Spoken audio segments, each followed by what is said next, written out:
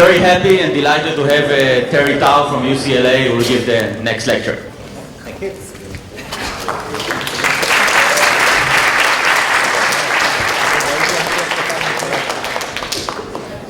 Thank you. No, it's very great. It's a great honor to speak at Noga's birthday conference. Unlike many of the speakers, I've only known Noga for really short, I think 10 years or so. Mostly as in conference, committee work actually, is where we mostly meet. Not very many interesting stories except. Oh, is it not on? Move the mic a little up, I think, or top up. Okay. Okay.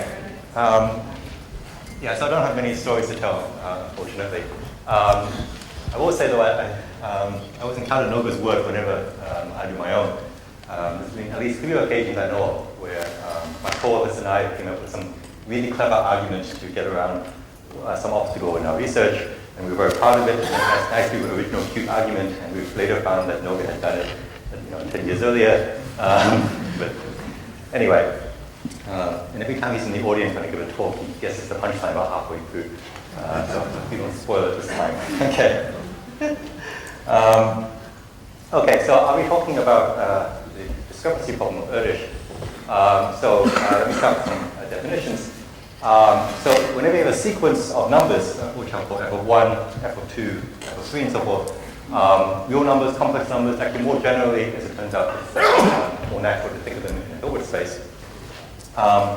We can find the discrepancy of the sequence. What you do is that you take partial sums of the sequence along any homogeneous arithmetic progression. So a homogeneous arithmetic progression is something from D, 2D, 3D up to ND for some natural numbers n and D. So you sum your sequence along your homogeneous progressions, and you find the biggest discrepancy among all these sums. You take the magnitude of this number or vector, and you take a sup over all n and D, and this will call the discrepancy of your sequence. And so that's some number, could be infinite. In fact, the Erdos discrepancy problem, which was formulated by Erdos in the 1930s, is the following question. So suppose you have a sequence which consists of numbers which are only +1 and -1. So if you have a sign pattern, an infinite pattern of +1s and -1s, is it necessarily the case that the discrepancy is infinite? So in other words, can you find homogeneous arithmetic progressions on which the sequence is arbitrarily unbalanced? That if you sum the sequence on that homogeneous progression, that the magnitude gets as big as you choose. Okay? So this is the discrepancy problem. So it's difficult because of this homogeneous requirement that you're only allowed to sum over progressions that are basically start at 0 in some sense.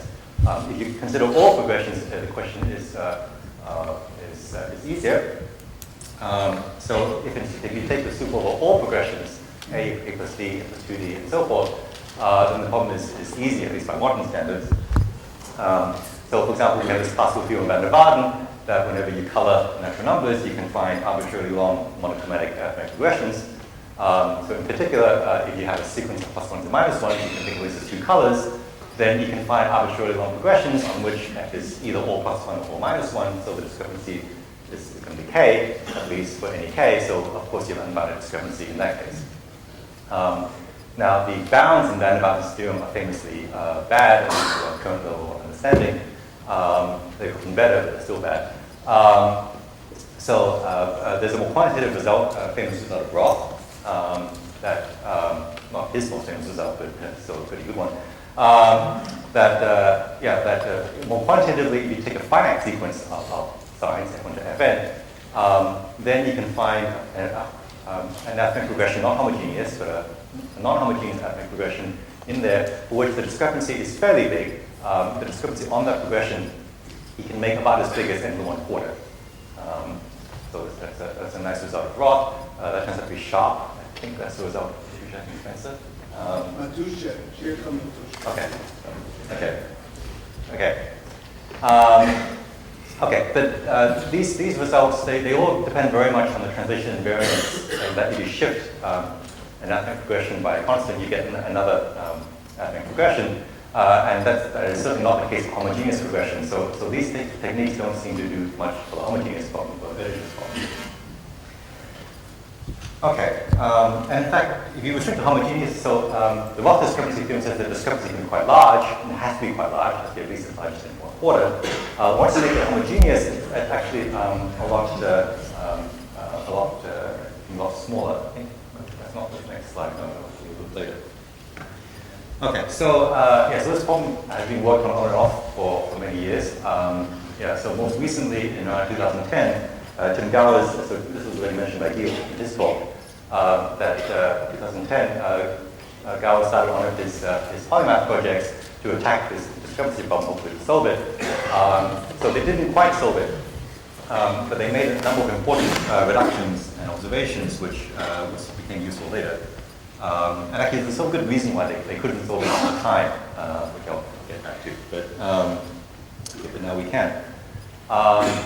Okay, so that was Tim Gowers' project. All right, so some other background about the problem. So I stated the question in sort of an infantry setting. So you have an infinite sequence of plus ones and minus ones, then a unbounded discrepancy. There's an equivalent finite version. There's a standard compactness argument that lets you convert it to a finity problem. An equivalent form, which is this finity form, is that given any constant c, there must exist a finite length n, such that if you take any finite sign pattern of n plus 1s and minus 1s, any finite sign pattern of this length must have a discrepancy at least c. Okay, and so n depends on c. So if c is 10, there must be some n such that for all sequences of length n, the discrepancy should be at least 10. Okay, so this is the finite version, and so being so finite, you can actually start, numerically computing this for each c. What you can actually start working out what n should be. And it turns out that n actually goes fairly quickly in c. So, for example, first of all, if c is 1, that's a very easy case. Okay, so if c is 1, how long does the sequence have to be before your discrepancy is at least c? Well, that's 1. Okay, but if it's even one number 1, that gives you a discrepancy of 1. 2 takes 5 minutes to do. It's actually a fun 5 minutes. Okay, so you can check that if you have a sequence of 12 plus 1s and minus 1s, then somewhat inside this sequence of 12 signs, there must be a homogeneous arithmetic progression whose discrepancy is at least 2. And this is proved basically by solving the Sudoku puzzle. That if this wasn't the case, then every homogeneous progression has to have discrepancy minus 1, 0, 1. So, for example, you can't have 3 plus 1s in a row and things like that. And you just start filling the signs. The first thing at 1, it's either plus or minus 1 without plus or generality. 1 is a plus, and you start filling in the signs, and you pretty equal everything, and you will get a contradiction at 12, and at 11 you don't. So that's C equals 2. C equals 3. This already is much less trivial. So about a year or two ago, it was actually worked out what the minimal n was. It turned out to be 1161. So there is a sequence of signs of length 1160 where the discrepancy is always 3 or less. It's 2 or less. But for any sequence of the form 1161, there has to be somewhere in the homogeneous progression of discrepancy at least 3. So they didn't just check all 2 to 1161 cases there. Okay, so they basically did, so rather than Sudoku calculation, they had to do a big 3-stat calculation. And so they used the state-of-the-art customized stat solver, and they actually did it, and they provided a verification file, which turns out to be 13 gigabytes, which is roughly the size of Wikipedia. So this actually, there were some media articles about this. This was claimed to be the world's largest proof. Okay, so the polymath project had also done some numerics. So they got pretty close. They found a sequence of 1, 1, 2, 4, discrepancy 2, but they didn't do this. They couldn't do stat verification. Okay, C equals 4 is not known exactly what the minimal n is, but we know it's at least 13,000. Okay, there's a sequence like that. Okay, so it grows fairly quickly. Yeah, n as you can see. All right. Here is a sequence of 11 signs of discrepancy 1. Here's a sequence of signs 1160 signs of discrepancy 2, and I'm not going to show you the 13,000. And yeah, so you can check that when you log again. Okay. All right. So okay, that's for small c. What about for larger c? Well, there's a nice example that gives you some indication of how n should go to c. So this is a nice example of drawing Coons. So it's the following. To find the following sequence, f of n is either +1 or -1, depending on what the last non-zero digit is, or maybe the first non-zero digit is in the base 3 expansion. So you expand out n base 3, you look at the lowest, at the rightmost digit, which is not 0, so it's either 1 or 2. And if it's 1, you set it to be +1, and if it's 2, you set it to be -1.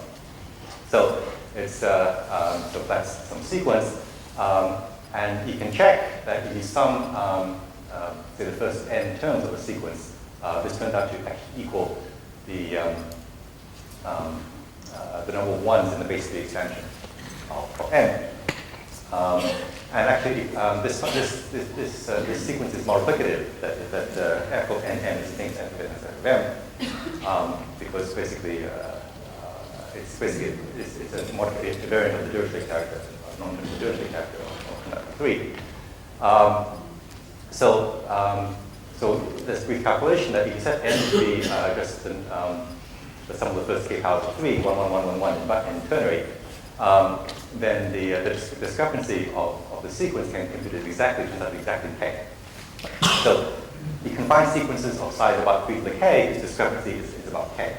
So the discrepancy can grow, but logarithmically, or to put it in terms of c and n, for any c, the least n that you can use has to grow at least exponentially, which is kind of consistent with the numerics that you saw. Okay. In fact, this example is a very simple example. It's basically the best known up to constants of how slow the discrepancy can grow. So this is about the slowest discrepancy sequence of n that we actually know about. It's much better than the random sequence, by the way. If you just pick n random signs from 1 to n, the discrepancy is roughly about square root n. So that's pretty large. So the random sequences are not the enemy here. The enemy is very structured sequences, like very periodic sequences with lots of cancellation, lots of very structured cancellation in them, not random cancellation. That's not the problem. Yeah, these are very sub-random sequences in some sense, low discrepancy sequences. Okay, so yeah, so the Bohr-Troy-Kunz example is completely multiplicative, and that turns out to be basically the most important case. So an important subclass of sequences for this problem are the completely multiplicative sequences, the sequences such that f of nm is equal to f of n, f of m for every n and m. So this Bohr-Troy-Kunz sequence is one example. Another important example in number theory, which I'm going to use as a running example later, is what's called the Lugol function. The Lugol function, lambda of n, is defined to be -1 to the number of prime factors of n having multiplicity. So lambda of 2 is -1, lambda of 6 is +1, and so forth. So that's a complete multiplicative function. The reason why complete multiplicative functions are relevant is that they're more likely to have low discrepancy because for a general sequence, you have to test all homogeneous progressions, and there's a lot of them, and there's a good chance that one of them at least is going to have a large sum. But for a completely multiplicative sequence, you have to test fewer, because if you're summing a completely multiplicative function on a homogeneous, maybe I'll write it down.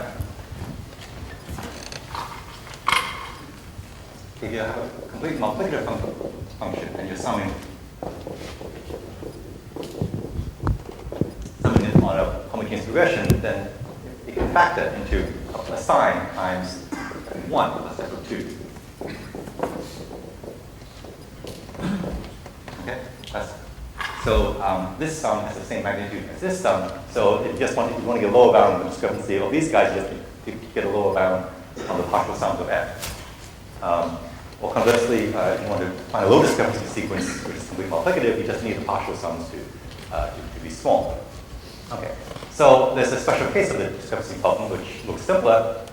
So if you restrict attention to just completely multiplicative functions, is it the case that the partial sums of these guys are unbounded? The partial sums of any plus 1 minus 1 sequence unbounded. That's a consequence of the general positive answer to the Erdos discrepancy problem. So Erdos already posed this back in 1950 as an important special case. And this was, in fact, even this special case was not solved until last year. So for example, as a special case of the special case, the partial sums of the Lugel function should be unbounded. Which is true, but I don't know of any really elementary proof like that. It's fairly easy if you know about the zeta function, and in particular the zeta function has at least 1 0 in the critical strip, which is true. That's really enough to get it for the lambda, but that's a sort of specific number theoretic fact which is special to lambda, and it doesn't seem to give me insight what to do in general. Okay. All right. Yeah, so the next comment I want to say is that there's another special type of completely multiplicative function which is relevant, which are the Dirichlet characters. Dirichlet characters are multiplicative functions which are periodic of some period. So a good example is a function which is plus 1 when you are at 1 mod 3, minus 1 when you're 2 mod 3, and 0 when you are 0 mod 3. That's a Dirichlet character. So Dirichlet characters, as long as they're non-principal, they're not just 1 everywhere, 1 and 0, actually have a sign, then they're periodic and they have mean 0, which means they have bounded partial sums. So Dirichlet characters do have bounded partial sums and are completely multiplicative. They are not a counterexample to the discrepancy problem. They are almost a counterexample. They're not a counterexample because they do take 0 sometimes. It's important for the discrepancy problem that you only allowed to take plus 1 and minus 1. If you allow to take 0, then of course you can have 0 discrepancy. You can take the 0 or 0 sequence. But these are sort of almost counterexamples. These Dirichlet characters. They have bounded sums, they're completely multiplicative. They just happen to be 0 a small portion of the time. For example, this character I just said is 0 1/3 of the time. You can try to fix it.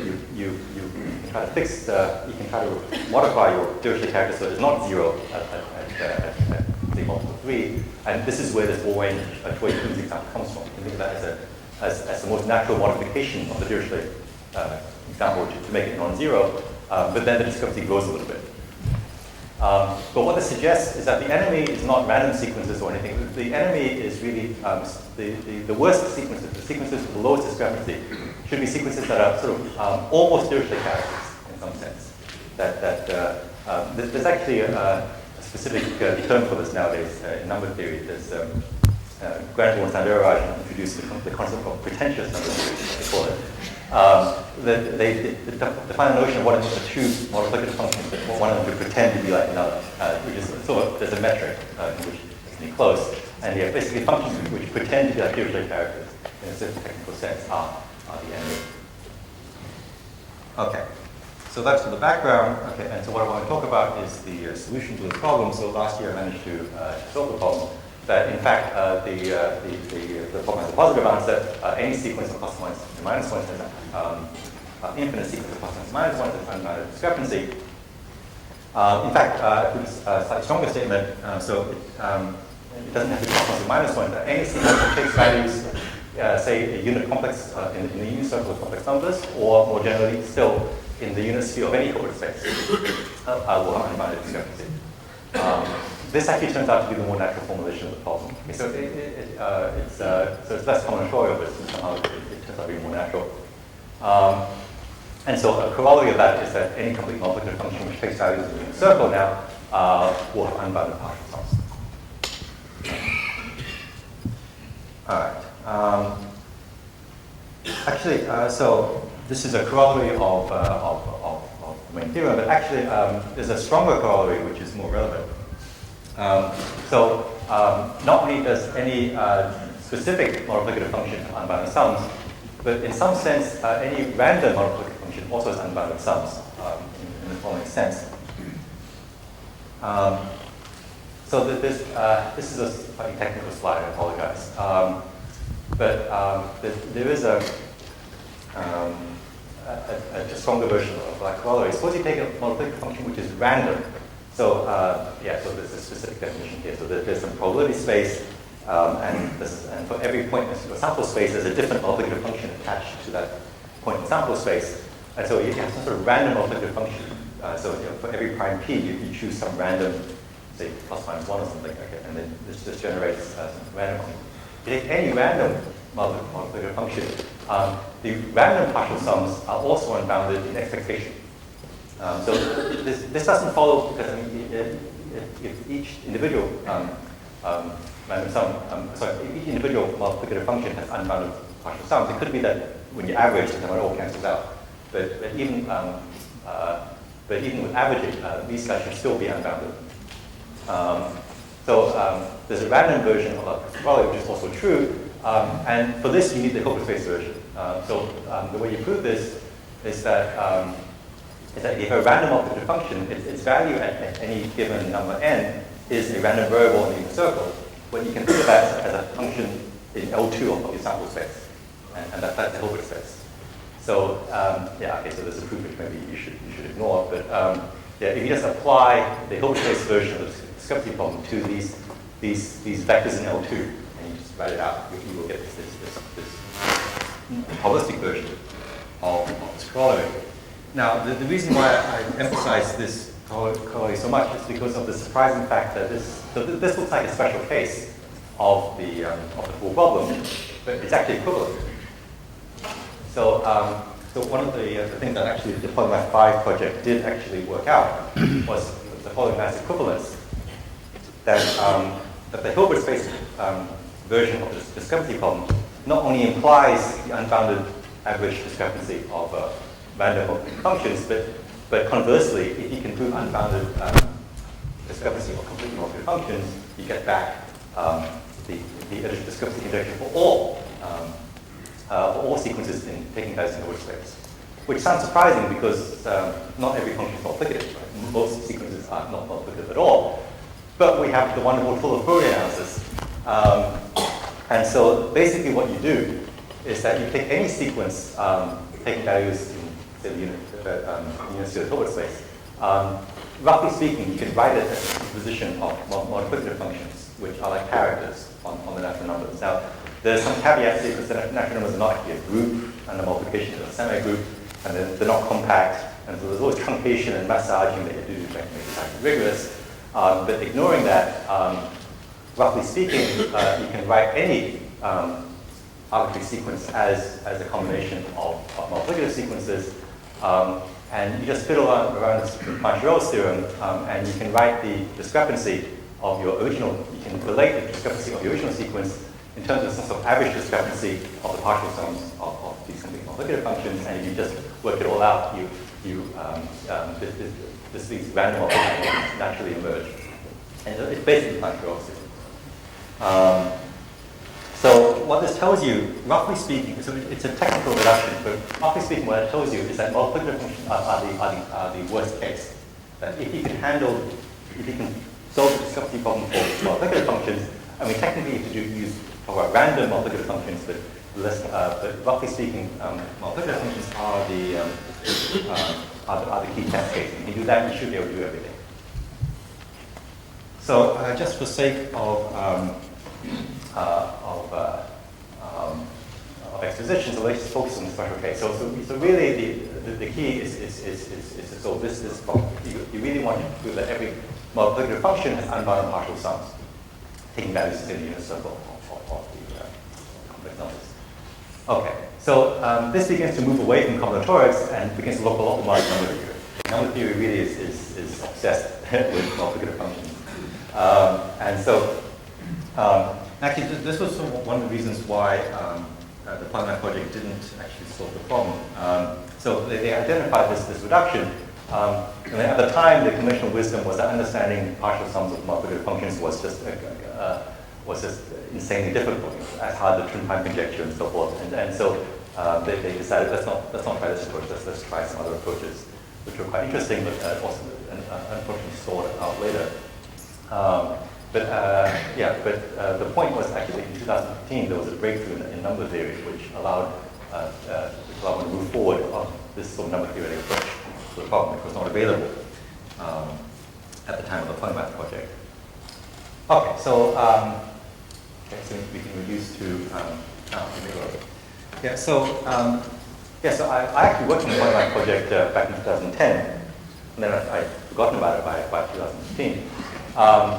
And I was working on something else in number theory, actually. I was working with some courses of Maki and Maxim Maxwell on upper bounding sums of multiplicative functions, basically. And I posted on my blog. And there was a blog comment on my blog saying that, some of the calculations you're doing sound similar to the calculations that showed up in Polymath 5. There was some new. I had referred to some of the things I was doing as sort of playing the Sudoku puzzle, and a lot of these numerics trying to find all these sort of sequences. They all had some Sudoku flavor to them. And so this person on the blog commented, asked, do you think there's any way that you can apply these methods to solve the discrepancy problem? And I replied in my blog, you still see it. No, I don't think so, because the results I had were all about upper bounds of sums of multiplicative functions, and this question is about lower bounds of sums of multiplicative functions. They're completely unrelated. And so, there shouldn't be a connection. So I had this sort of naive response. And then someone else asked a very similar question, and I thought about it a bit harder, and actually I realized there actually was a connection. So it's very grateful to my blog commenters actually for pointing me towards this. There is a way, this is a question on lower bounding of partial sums, but there's a way to use upper bounds on partial sums to get lower bounds of partial sums. And so this is something that I had missed. So to motivate this, let me talk about a toy problem. So here's a classical fact in number theory, which I'm going to give a proof of. So suppose you take an irrational number, root 2 or something, alpha. And then you look at this function, the function that takes any natural number n to e to 2 pi I n squared alpha, so a quadratic phase. So that's a fairly random looking phase. The basic fact that we're going to prove here is that this has unbounded partial sums. You take the partial sums, these are Gauss sums, incomplete Gauss sums. Okay, so these incomplete Gauss sums, they're unbounded. Which is not so surprising, because if you add n random numbers, they should behave like root n. So it should be unbounded. This is not a new fact, but I'm going to give a short proof of this. Now, this is not directly relevant to the problem because this is not a multiplicative function, but this would illustrate the idea that you can use upper bounds to get lower bounds.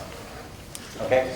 All right. So how do you do unbounded partial sums? Okay. So you read Alon's fancy. You use the probabilistic method, of course. Okay. So let's see how you prove this. Okay, so you pick a large number x, a really large number x, and some moderately large number h, let's say log x. And what we're going to do is we're going to pick a random number between 1 and x. So you just pick a random number between 1 and x. You look at a little window of this sequence. So you look at a short interval of this sequence, n plus 1, n plus 2, n plus k, n plus h. So if n is random, you can think of these h numbers as h random variables. And all these random variables, because of the irrationality of alpha, these are all they all have unit magnitudes. They all have mean about 0 because these numbers are equidistributed in the circle. These have h numbers of mean 0. Their variance are basically 1. And you can check also not only their variance 1, but their covariance is almost 0. That if you compute the inner product between any two of these random variables, you subtract two quadratics, you get some linear phase and some irrational number. This is still equidistributed. So you can check that these h random variables, they have mean 0, variance 1, and covariance is basically 0. So when you sum them, the total variance of this is about h.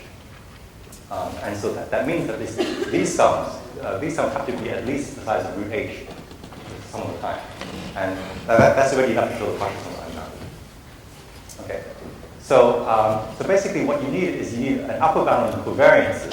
And if you can get upper bounds on covariances, you can get lower bounds on partial sums. Okay, so there's a connection between lower bounds and upper bounds, but it's very classical. This is related to the Van Hofer trick in equidistribution theory. So you actually work out all the details. In general, if you want to show that a function f is unbounded partial sums, you just need to prove some non-trivial bound correlations. You want to bound, you look at the correlation between f of n and f of h, these covariances basically. So this type of sum is bounded by x trivially. You can get any little old gain over the trivial bound, that's enough to get unbounded partial sums. Actually, for technical reasons, we don't focus on these averages. We focus on a smooth version, what I call a logarithmically averaged version of these averages, where you divide by n. Now the trivial bound is like log x, and you just want a little gain over log x. So that's a technique. It's an important technical detail, but this is the type of sum that you would like to do. If you can bound these sums, then you're done. Now, so the polymath project got about this far, and then at this point they got scared off because in the special case of the Liouville function, this sort of bound is not known. It's open. So even for this model case of the Liouville function, which we do know by other means that the partial sums are bounded, these correlations, they are conjectured to be small. Okay, there's conjectured to be no correlation between lambda and h. So this bound is conjectured to be the truth, but it's still not known. And the belief was that this is about as hard as the twin prime conjecture. It looks a little bit like asking for a prime for n intersection would be prime. It is related, but it was believed that this was hard, and so this is what caused the Combinatorics project to move to other areas. But it turns out, so this is really the key to the whole business, is that well, this is still out of reach for now. But if you average it, if you put this weight n, it turns out that this average version of this conjecture, this is called the Charlotte conjecture. Actually, it's a special case of the Charlotte conjecture. If you can prove this bound, some non-trivial cancellation on this sum, that's enough, at least for the Liouville function. The Liouville function is unbounded. And this is what I can manage to do. I managed to show that this type of sum has some cancellation. And there's a more general statement where you replace lambda by more general multiplicative functions, and this shows that other multiplicative functions are unbounded as well. I think maybe just for the interest of time, we'll just focus on just Liouville function, which already sort of captures most of the ideas. So so the main new input is this number theoretic. This is new number theoretic estimate that you get some cancellation between the Liouville function at n and the Liouville function at h. And as I said, you can do something similar for other functions, but I skip all that. So actually, just for simplicity, limit h equals 1. So even just adjacent values of the Liouville function to get some cancellation between this sign and this sign, let's just focus on that case for simplicity. Okay. Yeah. So we know some stuff about the Liouville function. But a lot of the facts that we know about Liouville function, they're sort of linear. You can bound various things that involve one lambda. And so what's hard about this sum is that it involves two copies of lambda. But we have a lot of things that involve one copy of lambda. So for example, we have the prime number theorem. Prime number theorem tells you one equivalent form is that the partial sums of one copy of lambda have some cancellation in them. That at least one copy of lambda is cancellation. And there's various variants of this. So I just want to, for example, you can twist lambda by some linear phase, and you also get cancellation. You can insert all kinds of other things in here nowadays, but you can at least get a linear phase. Now, more recently, there are local versions of the prime number theorem in some sense. So rather than some lambda along the entire interval from 1 to h, you can ask for something harder to do, which is you sum over short intervals between n and n plus h, and you'll ask for cancellation on short intervals. Maybe to make your life a bit easier, but not on every short interval, but maybe you average over all short intervals, you ask, can you get cancellation in most short intervals? And so there are these more technical looking variants of the prime number theorem where you average over short sums, and you still ask for cancellation at short scales. And this is the breakthrough that happened in 2015, that Mathematici and Ratziwell were able to also get this very local version of prime number theorem, where h can be really quite small. In fact, the amazing thing was that they were able to get a good bound even for h much smaller than x, as long as h still went to infinity, but as a function of x, but arbitrarily slowly, so log x, you still got a bound, which is really quite amazing. And essential actually for what I need, that h is so slow.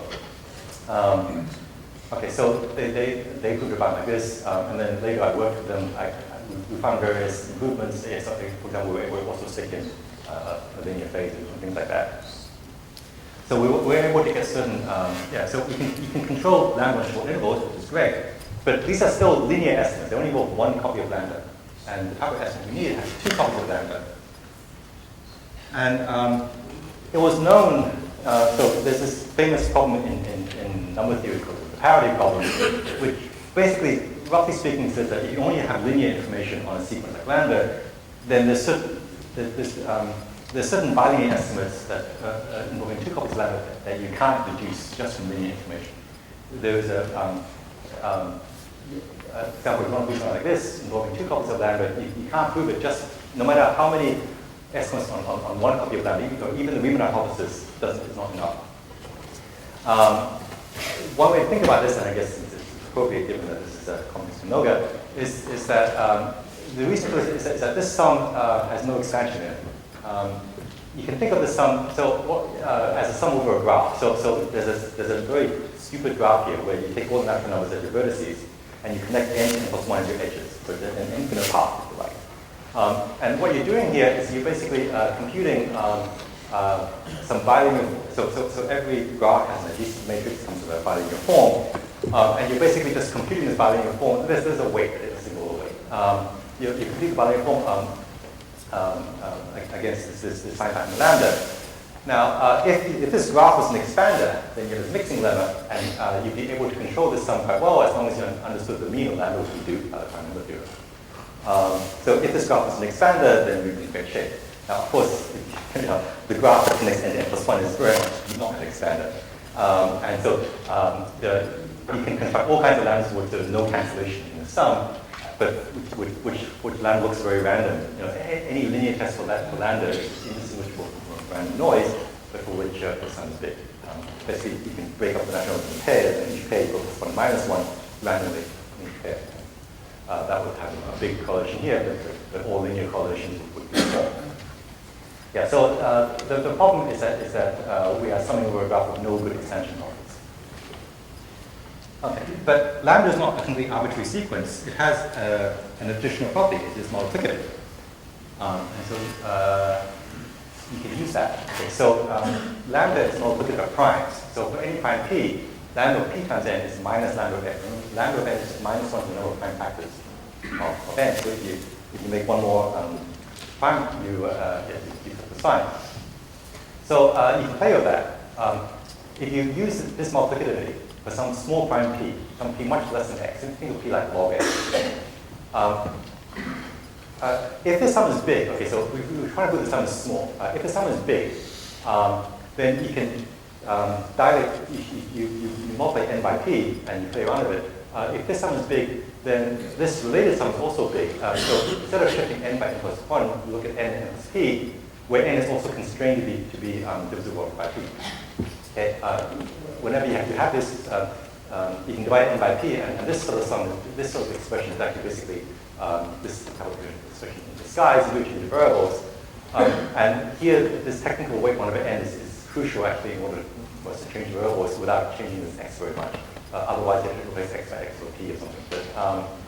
But there's a technical, this weight gives you sort of a dilation variance, which is very important. But if this sum is big, then you can dilate by p using this multiplicativity. And so this sum is big as well. Okay, so what? So this is like a graph. This is like another graph, which is where you connect n to n plus p whenever n is multiple p. That's also not an expander. Yeah, Noga's where he gets the punchline. Okay, but then what you can do is you can average all these together. Okay, and so if this is large, then also another more complicated expression is large, where you average over all p in a certain range, p contours from H.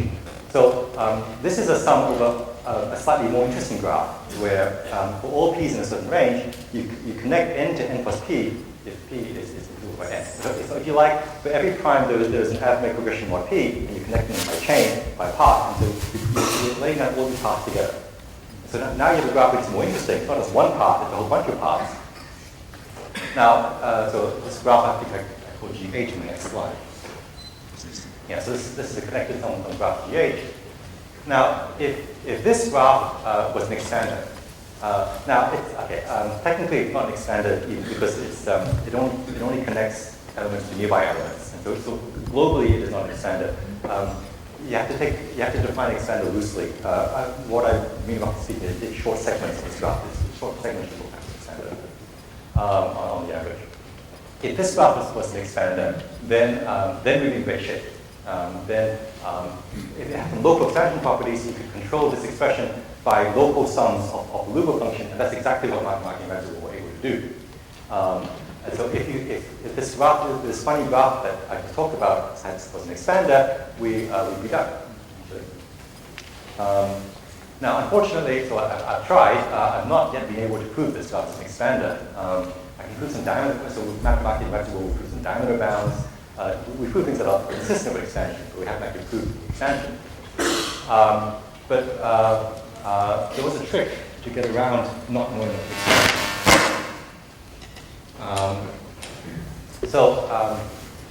expansion. What expansion is, so the spectral gap, so the mixing limit tells us that, tells us that a graph is an expander if you can control a certain bilinear form for every choice of sign pattern. For every choice of sign pattern, you have some cancellation. And that's enough for our problem, but it's actually a little bit too strong. Without proving expansion, you can prove that a lot cheaper, which is to get cancellation not for every choice of sign pattern, but for almost every choice of sign pattern. So you can use much cheaper tools such as the classical Clifton inequality and probability. And what you can show, roughly speaking, is that if instead of putting lambda here, if you put in an arbitrary sign pattern in some that you kind of control, you can show that for most choices of sign pattern, you get some cancellation in the sum. So this sum is small for most sign patterns, and the exceptions are very rare and very special. They're exponentially rare, and they're sort of they have low entropy in various senses.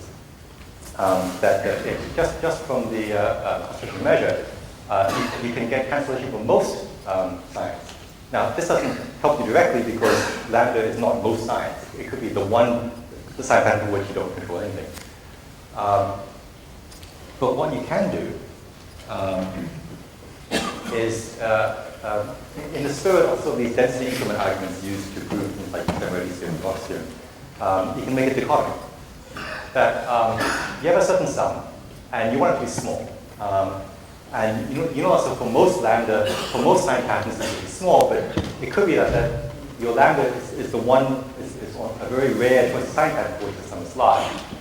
But in that case, in that special case where you have the sum is large, what you can show is that this implies some information theoretic correlations.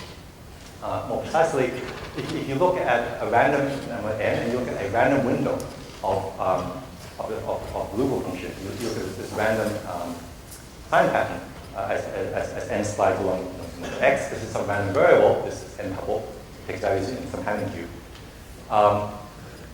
If this sum is large, you can use this Clifton inequality to imply that this random variable has an entropy constraint. It can't be sort of completely uniformly distributed. It has to actually correlate with, this random variable has to correlate with what n is doing mod p for various times p. What you can show is that if the sum is large, then this random variable, this n tuple, has some large Shannon mutual information, like mutual information with the residue classes of n mod p for various p. That it's a very weak form of periodicity. That it's sort of coupled to a zero entropy sequence. It has sort of low entropy. And you can use that together with Shannon entropy inequalities And what it tells you is that if the sum is large for some h, then the entropy of this time pattern, the entropy could be large, but if you increase h, so as you make h bigger, this entropy increases. And it could increase linearly at worst. So if you make h k times bigger, this entropy could increase by a factor k. But because of this neutral information, you can show that if the sum is large, the entropy, normalized entropy, you divide this entropy by h. The normalized entropy actually has to drop a little bit. That the sequence has some very weak periodicity properties, which make it which make the entropy grow slightly sublinearly in h as you increase h. So there's a slight drop in average entropy as you increase h if this sum is large. And so you can iterate this. You make h bigger and bigger and bigger, and the entropy keeps dropping. And at some point, the entropy has to stop dropping. And you approach sort of the Kolmogorov-Sinai limiting entropy of your sequence. Whenever it stops, actually, it's metastable, then you don't have any neutral information, and then the sum becomes small. Once you sort of don't have any neutral information, then that becomes more like a typical sequence, and then the optic inequality that you control the sequence. So there's this entropy decrement argument, which is very analogous actually to these density increment arguments used with Bloch's theorem, which lets you avoid the fact that you can't prove expansion, or we don't have a proof expansion for every scale, but you can always find by the fictional principle one scale for which something good happens, and then you can do this. And this is how we prove this Chalice conjecture, which in turn implies the complement. Okay, so I think that is a good place to stop. Thank you very much.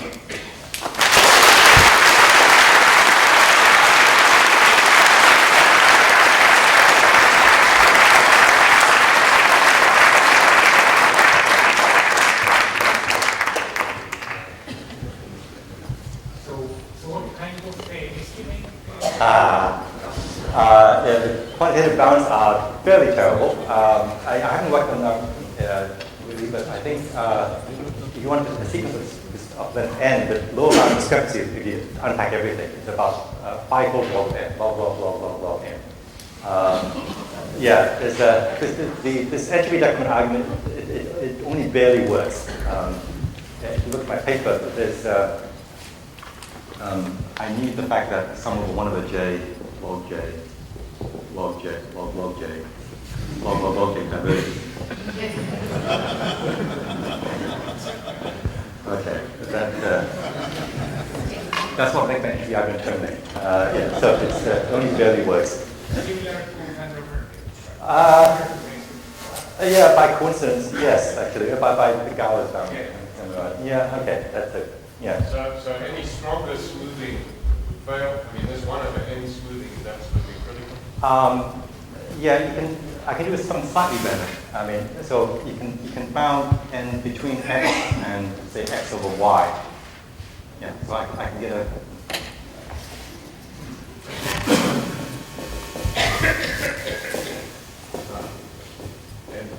I can get any bound of this for as long as y goes to infinity. That's x to infinity. So arbitrary. Is this entropy argument? So Radiswell and Mathemat Kaiser. Yes. The summation lambda and lambda plus 1 n x is bounded by a constant less than 1, less than x. Yes. So they made that breakthrough of getting a constant there. Right. Is it true that your smoothing, suppose they did it with 3, with a constant, would your smoothing then allow you to get that constant arbitrarily small? Is that a valid theorem? So suppose suppose you have 3 there, right, without the n, right, but they prove it's less than 1 time. Yeah, so without this n, this whole method doesn't give anything. Yeah. Yeah, so we'll Now I'm saying suppose that you're able to get the triple sum less than a constant like that, less than x, less than. Yeah. So I'm just trying to understand the extent of your entropy. One sense of something. yeah. I can't. If you then smooth, and then you get that constant to be arbitrarily small. No, I don't think so. No. That's not a. Yeah. We are working on trying to get this. I mean, yeah. So Yeah. we don't get. Yeah, we would love to prove that this is little log x. And actually, this is a work in progress. It's just real well, but no one even do. Any more questions? Okay. Yeah, so the best example we know of the discrepancy is log n in the scalar case. In the effective value case, you can make it square root log n by a simple trick. You take a void for each example, and instead of plus or minus 1, you take plus or minus some element in orthonormal basis. Make it slightly better, square root log n. But yeah, and other examples suggest that this is the truth, that the method so far is not going to prove that. Okay, so that's all I think.